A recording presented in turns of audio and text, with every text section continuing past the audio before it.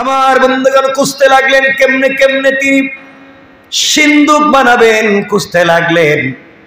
হঠাৎ করে একদিন সকাল বেলা দেখেন ঘরের উঠানে আঙ্গিনার মধ্যে মাথায় সাদা পাগড়ি, পরনে সুন্দর সাদা লেবাস, মুখের মধ্যে সাদা দাড়ি, পিঠের মধ্যে একটা ব্যাগ নিয়া, কাটুরিয়ার কাঠের ব্যাগ নিয়া একজন লোক হাঁটতেছে আর ঘুরতেছে। মুসার মা বলছেন, কে তুমি, এখানে হাঁটাহাঁটি করা কেন? উনি ডাক দিয়ে বলতেছেন, আমি আর কেউ না, আমি একজন কাঠ মিস্ত্রি। কি মিস্ত্রি? মুসার মা বললেন, কাঠ মিস্ত্রি তুমি? আমি তো একজন কাঠ মিস্ত্রি খুঁজতেছি। কেন খোঁজেন? আমি তো একটা সিন্দুক বানাতে চাই। কাঠ মিস্ত্রি বলতেছে, এই পৃথিবীতে আমার চেয়ে সুন্দর করে সিন্দুক এই পৃথিবীর কেউ বানাইতে পারবে না। সুবহানাল্লাহ জোরে বলেন। মুসার মা বললেন, আমি তো মিস্ত্রি খুঁজি, তুমি যেহেতু সুন্দর করে সিন্দুক বানাতে পারো, আমার জন্য কি সিন্দুক বানাতে পারবে? মিস্ত্রি বলতেছে, কেমন সিন্দুক চাও? সিন্দুকে কয়টা দরওয়াজা? সিন্দুকের ভিতরে কয়টা ঘর হবে? সিন্দুকের কোন জায়গায় পার্সোনাল কি কি থাকবে বলেন, আমি এভাবেই বানাইয়া দিব। ওই মহিলা মুসার মা বলতেছেন, বাবা আমি কি রাখবো না রাখবো সেটা আমি জানি, কি রাখবো না রাখবো আমি জানি, তুমি বানাইয়া দাও। তিনি বললেন, কত ইঞ্চি লম্বা, কত ফুট লম্বা বানাবো, চৌড়া কত ফুট হবে আমাকে তো বলতে হবে।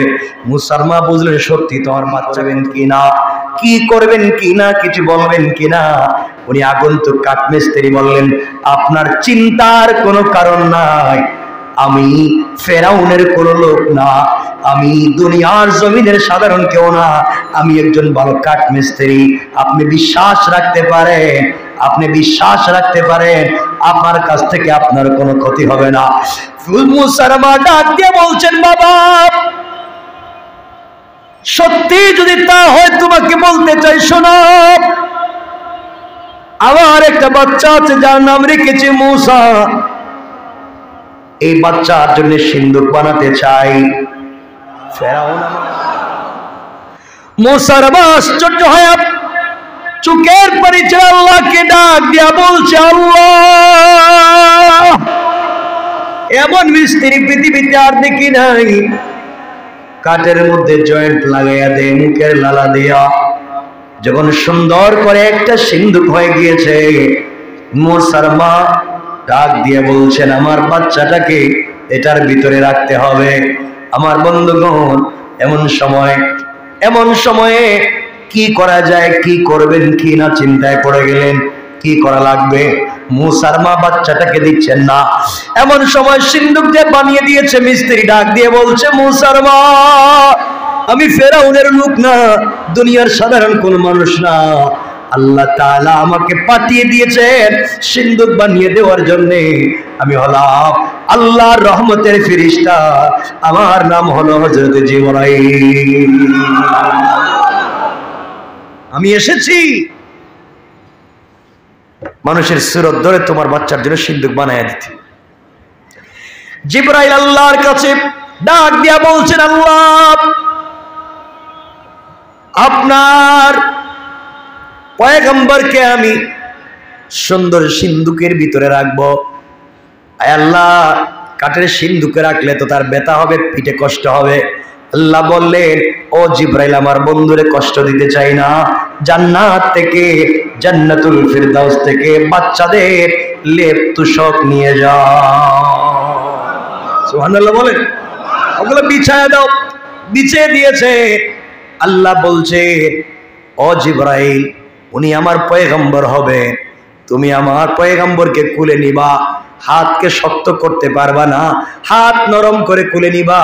আল্লাহর কাছে বলছেন, আল্লাহ তুমি আমাকে মন ভালোবাসা পূর্ণ হাত দাও, মুসা আমার হাতে নিলেই যেন ঘুমিয়ে পড়ে যায়।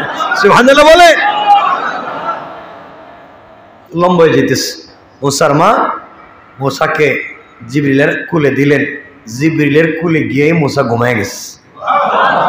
এত আসতে বললেন না, ঘুমাইলে তো সিন্ধুকে রাখা যাবে না। সিন্ধুকে রেখে দিলেন, দরজার মুখ লাগাই দিলেন, আর বলছেন, মুসার মা ওটার নদীতে ফালাইয়া দিও, বাঁচাবেন কে? কে? মার মন, মার মনকে আর সব মানে নদীতে ফেলে দিয়া। মুসা ইসলামের বোন ছিল কুলসুম। কুলসুমকে বলছেন যাও তুমি দেখো এই সিন্ধুকটা কই যায়। আপনারা গ্রামে একটা কথা বলে না, যেখানে বাঘের ভয় সেখানে রাত হয়। আস্তে আস্তে যেতে যেতে সিন্ধুক ফেরাউনের ঘাটে। সুবহানাল্লাহ। এটা কি রমজানের পরে? রমজানের পরে কি সুবহানাল্লাহ কইবেন নি? কই গেছে? ফেরাউনের ঘাটে গিয়ে সিন্ধুক লেগে গিয়েছে, আর যায় না। কুলসুম জঙ্গল থেকে সব দেখতেছে। লম্বা কথা, ফেরাউনের স্ত্রী আসিয়া অথবা ফেরাউনের আর এটা পালক মেয়ে ছিল, ওই মেয়ের দাসীরা তাকে গোসল করাবার জন্য আসছিল পানি নিতে। তারা এসে যখন সিন্ধুক দেখছে, তারা মনে করছে রাজবাড়ি থেকে কোনো ডাকাত জিনিসপত্র চুরি করে নিয়ে যাওয়ার সময় ধরা খাওয়ার ভয়ে নদীতে ফেলায় গেছে। তারা এটা নিয়ে কাড়াকাড়ি শুরু করছে, কে নিয়ে যাবে, কে খুলবে, কে না।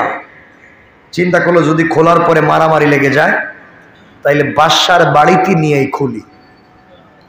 ফেরাউন সিদ্ধান্ত নিয়েছিল মুসাকে হত্যা করবে, আর আল্লাহ সিদ্ধান্ত নিলেন ফেরাউন তোর বাড়িতে মুসারে পাঠাইতেছি, দীক্ষা রাখিস।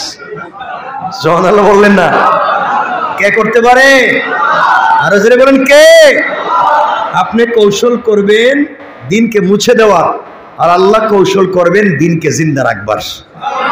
আল্লাহ পারেন কি পারেন না? এই জন্য আল্লাহ কোরআনে বলছেন ওয়া মাকারু ওয়া মাকারাল্লাহ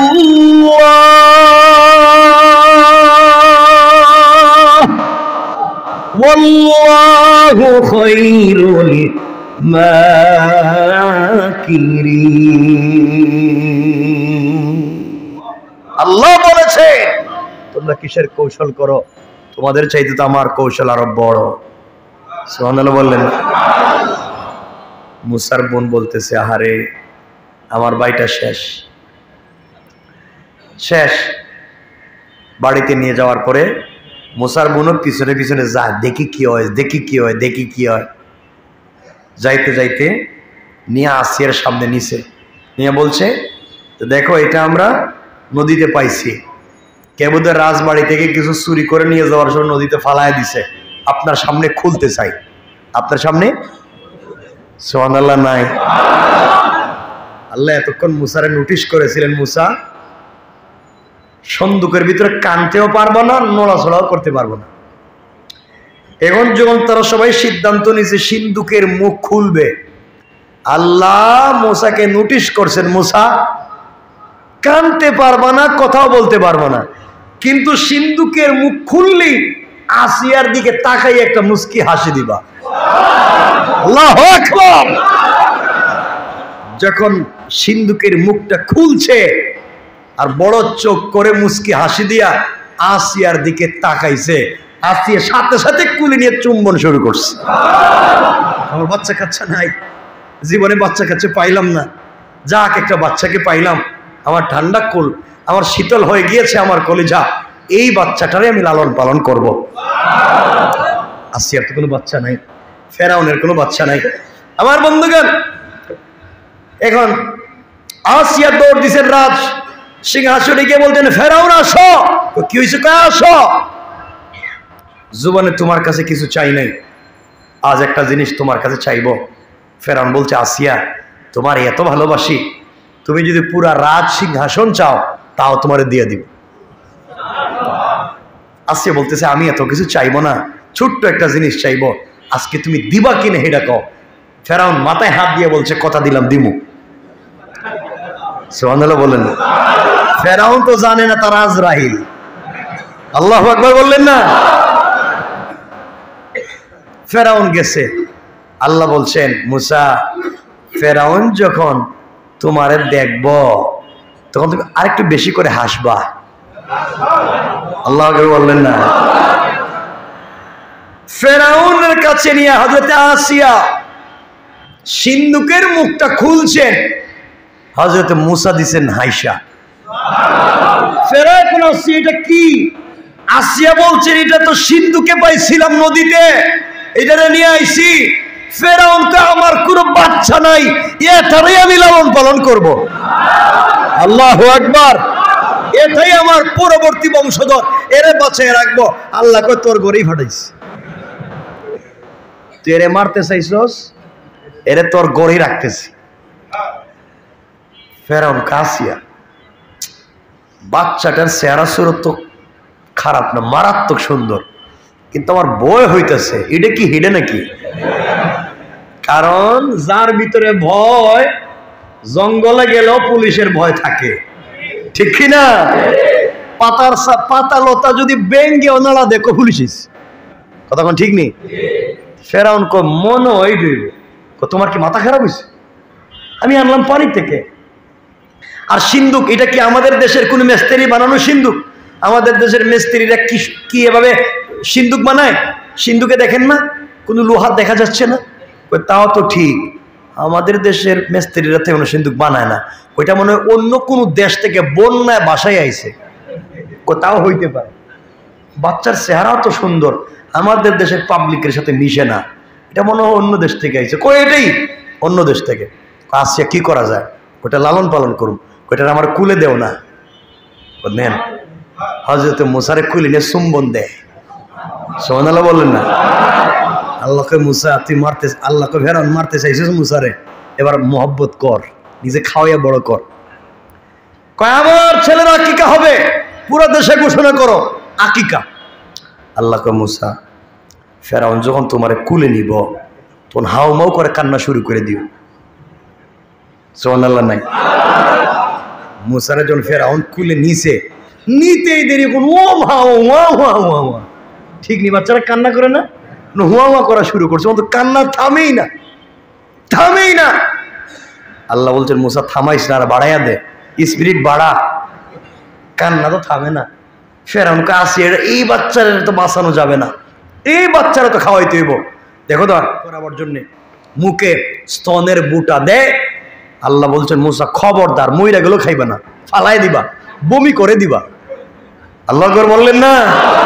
আরো জোরে বলেন আল্লাহু আকবার। এক পর্যায়ে মূসা তো কান্নাও থামায় না, কারো দুধ পান করে না। ফেরাউন দেখলা বাচ্চাটা বাঁচবে না, এবারই বোধহয় মইরে যাই, কারো দুধ পান করে না। এক পর্যায়ে ফেরাউন বলে দিয়েছে শোনো, যে বাচ্চাটাকে দুধ পান করাতে পারবে, যে বাচ্চাকে দুধ পান করাবে, সে যা চাইবে তাই পাইবে। আল্লাহু আকবার। মূসার বোন কুলসুম আসেনি? বলেন না, আসতে বললেন, আরো বলেন।